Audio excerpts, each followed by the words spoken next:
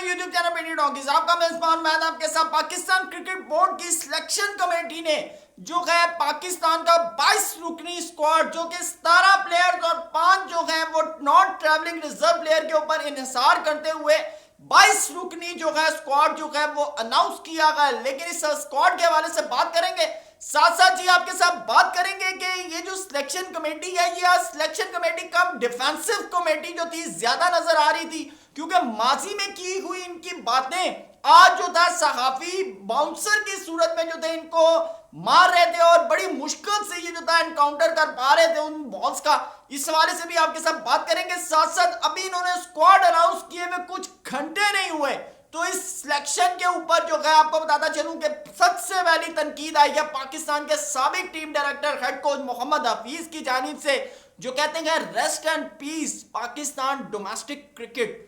इसके हवाले से क्या आपको पता है कि आगे पाकिस्तान के डोमेस्टिक क्रिकेट के क्या हालात होने वाले हैं, इसके ऊपर भी बात करेंगे। साथ साथ बाबर आजम के हवाले से अब्दुल रज्जाक और वहाब रियाज से एक बड़ा सवाल हुआ कि आप तो बाबर को कप्तान ही नहीं मानते थे, आपने कैसे बाबर आजम को कप्तान बना दिया, तो इसके हवाले से भी बात करेंगे। साथ साथ आजम खान के और पाकिस्तान के जो वाइस कैप्टन है वो कौन होंगे, इस हवाले से भी आपके साथ डिस्कस करेंगे। लेकिन उसके लिए सबसे पहले अगर हमारे चैनल पे आप नए आए हैं तो चैनल को सब्सक्राइब जरूर कीजिएगा, वीडियो पसंद आए तो इसको लाइक भी करें। साथ साथ कमेंट सेक्शन में हमें अपने फीडबैक से भी जो है जरूर आगाह कीजिएगा। तो चलते हैं स्क्वाड की जानिब। जी हाँ, पाकिस्तान का जो स्क्वाड अनाउंस हुआ है इसके अंदर सबसे पहले तो आए जी कप्तान बाबर आजम, उसके बाद है जी मोहम्मद रिजवान, फिर आते हैं साइम अयूब, उस्मान खान, इफ्तिखार अहमद और आजम खान विकेट कीपर, इमाद वसीम, शादाब खान, शाहीन शाह अफरीदी, नसीम शाह, मोहम्मद आमिर, अब्बास अफरीदी, इब्रार अहमद,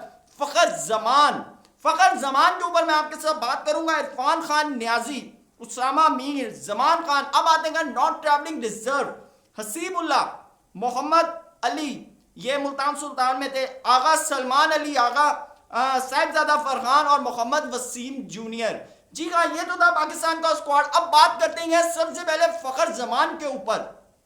फखर जमान का जब तक काकूल का कैंप था तो कहा यह जा रहा था कि भाई इनकी इंजरी बहुत जो है क्रिटिकल है, तो इनको हम इंग्लैंड का जो हमारा टूर होगा उसके अंदर हम इनको मौका देंगे। लेकिन आपको बताता चलूं कि मैं अभी बाबर आजम का परसों का पॉडकास्ट देख रहा था जिसके अंदर उन्होंने फखर जमान के हवाले से क्लियरली तौर के ऊपर कह दिया था कि भाई ये बड़ा जबरदस्त किस्म, ऑल दो कि वो जब पॉडकास्ट रिकॉर्ड हुआ उस वक्त बाबर आजम कप्तान नहीं थे, उसकी पूरी वीडियो देख के जो है ना साफ पता चल रहा है। लेकिन अब यहां पर आती है कप्तान की स्वाब दीदी।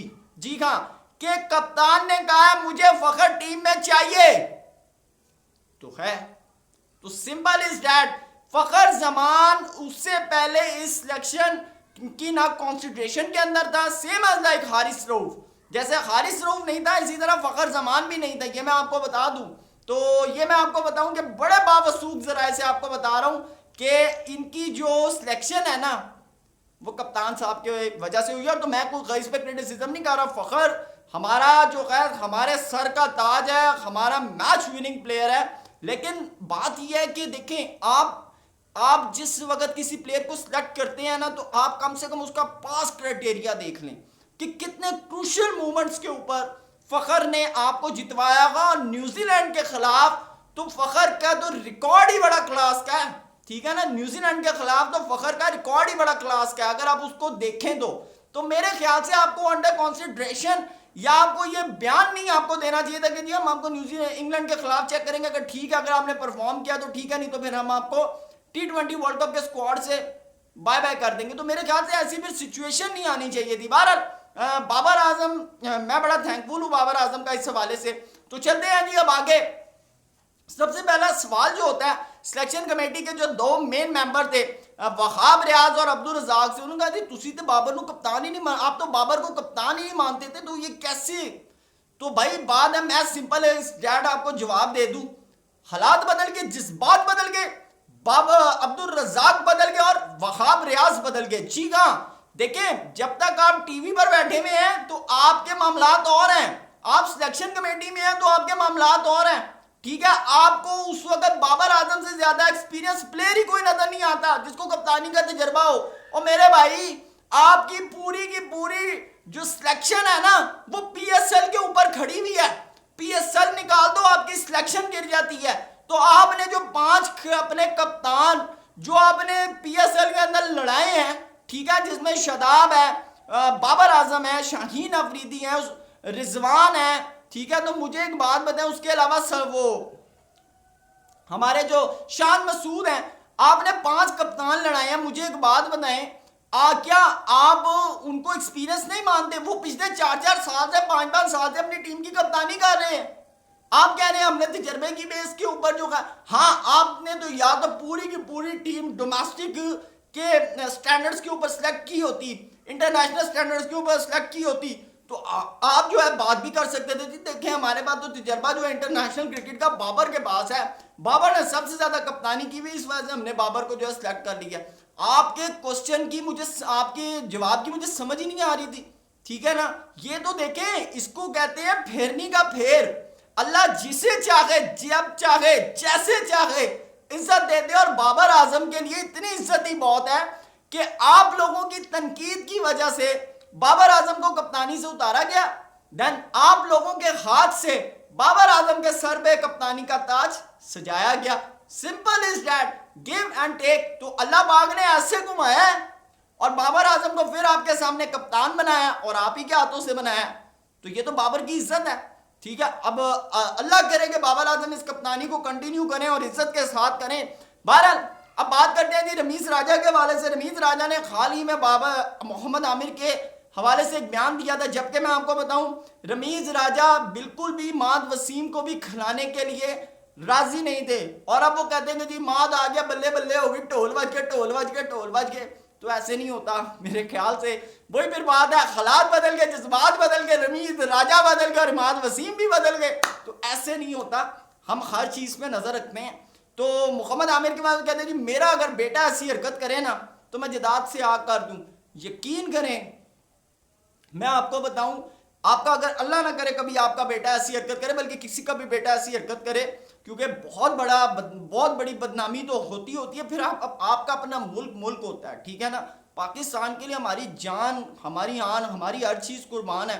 तो आपको बताऊं कि जब अपने पे पड़ती है ना तो पता तब चलता है, ठीक है ना। ये बयान होते हैं मैं जदाद से आग कर दूं, ये कर दूं, वो कर दूं। तो मेरे ख्याल से मैं सिर्फ इतना कहूंगा कि हर जुर्म की सजाए मौत नहीं होती। अगर उसने अपनी गलती मानी है, सजा काटी है, देन अगर वो माफी, और इस्लाम में तो है अगर कोई माफी मांग रहा है तो सजा देने वाले से ज्यादा बड़ा माफ करने वाला है, ठीक है। तो तनकीद इतनी हार्श आपने, और मेरे ख्याल से वहाब रियाज का यहाँ पर जहां तक जवाब था बिल्कुल ठीक था।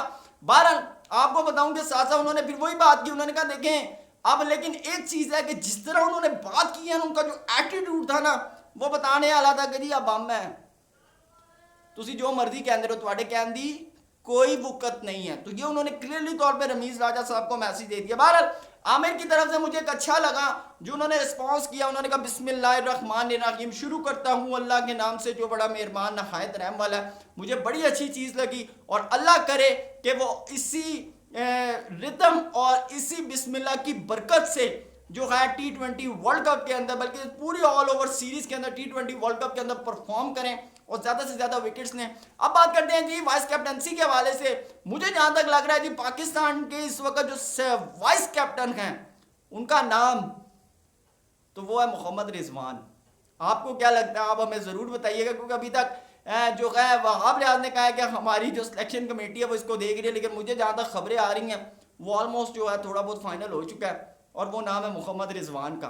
तो आप हमें ज़रूर गाइड कीजिएगा कि कौन है पाकिस्तान टीम का वाइस कैप्टन, तो हमें ज़रूर कमेंट में बताइएगा। बहरहाल आजम खान के हवाले से आपको बताते चलें कि कहा यह जा रहा है कि जी देखें वो बड़ा सूटेबल है इस पिच के लिए, और इस हवाले से उन्होंने कहा है कि जी बात यह है कि आपका T20 का वर्ल्ड कप पिंडी इस्लामाबाद में, लाहौर में नहीं है, आपका T20 का वर्ल्ड कप है USA में, वेस्ट इंडीज़ में। तो मेरे ख्याल से आपको वहां को कंसीडर करना चाहिए। लेकिन मैं बिल्कुल भी आजम खान को ना खिलाने के ऊपर तनकीद नहीं कर रहा। मैं वेरी ऑनेस्टली बताऊं कि आजम खान को पाकिस्तान के अंदर अगर आप कॉन्फिडेंस देना चाहते हैं तो मेरे ख्याल से आजम खान के लिए ये लास्ट चांस है, क्योंकि देखिए इतने चांसेस होने के बाद अब कंटिन्यूसली आपको चांस नहीं दिया जा सकता, ठीक है। तो अब टाइम है आजम खान को परफॉर्म करने का और आजम खान को पाकिस्तान के लिए कुछ करने का अगर नहीं करते तो मेरे ख्याल से फिर आजम खान के ऊपर मजीद जो है वो पाकिस्तान की टीम को, पाकिस्तान की सिलेक्शन कमेटी को जो है वो वक्त ज़ाया नहीं करना चाहिए। बारह जी बात करते हैं मोहम्मद हफीज़ के हवाले से, क्योंकि उन्होंने कहा जी rest in peace Pakistan cricket, Pakistan domestic cricket. तो अब अगर देखें, अगर यही से है तो मैं आपको वेरी क्लियरली बताऊं कि आगे फिर अब सिर्फ और सिर्फ पाकिस्तान की जो फ्रेंचाइजीज हैं इन्हीं की हुकूमत है। और इससे पहले भी आपको मैं बताऊं कि जिस वक्त वर्ल्ड कप था और सारी चीज़ें थी तो यही लग रहा था कि आपको हर तरफ लाहौर कलंदर लाहौर कलंदर लाहौर कलंदर के प्लेयर ही नजर आ रहे थे, ठीक है ना। लेकिन जब से लाहौर कलंदर पिटी है पीएसएल के अंदर तो अब उनका थोड़ा सा हाथ जो है ना वो जरा पीछे हो गया। तो अब आपको जो है थोड़ा सा जालमी जालमी जालमी जालमी नजर आ रही है। तो मेरे ख्याल से अच्छा है, लेकिन बात यह है कि डोमेस्टिक वाले क्या करेंगे बेचारे, वो तो बेचारे 5-5 साल 10-10 साल से जो है एड़ियां रगड़ रहे हैं पर उनको मौका नहीं मिल रहा। तो मेरे ख्याल से हफीज की जहां तक क्रिटिसिज्म है, जहां तक मेरे ख्याल से 90% तक बिल्कुल सही है कि अगर आपने T20 वर्ल्ड कप के लिए आपका अगर मेन स्टैंडर्ड जो था पाकिस्तान सुपर लीग थी तो आपने अभी पिछले इतने सालों से डोमेस्टिक डोमेस्टिक डोमेस्टिक का आपने डंडोरा पीटे रखा। रमीज राजा ने पूरा एक डोमेस्टिक कप करा दिया T20 का, ठीक है, और वहां से आपने निकाला क्या खाक कि आपने पीएसएल को बुनियाद बनाकर अगर आपने टीम बनानी थी तो मेरे ख्याल से फिर उस डोमेस्टिक हंटिंग का या डोमेस्टिक क्लब का या डोमेस्टिक क्रिकेट का फिर पाकिस्तान क्रिकेट के अंदर कोई फायदा नहीं है। हाँ ये हो सकता है कि वहां से एक बड़ा प्लेयर को नाम बना ले और किसी फ्रेंचाइज में सिलेक्ट हो जाए और अगर वहां पर परफॉर्म कर जाए तो देन वो पाकिस्तान की शर्ट पहन सकता है, पाकिस्तान के लिए खेल सकता है। अदरवाइज वो डोमेस्टिक में एरिया रगड़ रगड़ के छक्के मार मार के विकेट ले लेके मर जाए और उसको पाकिस्तान क्रिकेट के अंदर मौका नहीं मिल सकता। तो वीडियो पसंद आए तो लाइक जरूर कीजिएगा। Thank you so much. अल्लाह हाफिज़।